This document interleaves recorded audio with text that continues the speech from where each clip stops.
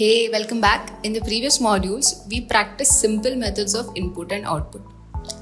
But for a lot of problems in CodeChef, you will have to solve the task for multiple test cases.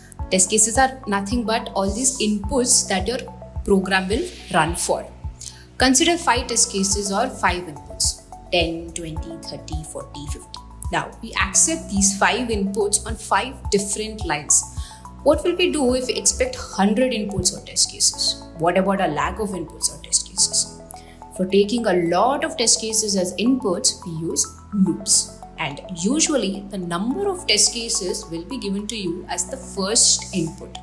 Then you loop these many times and read input inside the loop. Let me explain with the code. Here, the first input given to us, that is 5, is nothing but t, which is a number of test cases. So we loop t times, which in this case is 5, and accept an integer input each time inside the loop. So if we wanted to accept 100 integers as test cases, we won't need to write 100 separate lines. 100 will be given to us as a number of test cases, and we just have to loop 100 times and accept all those 100 integers. Thank you.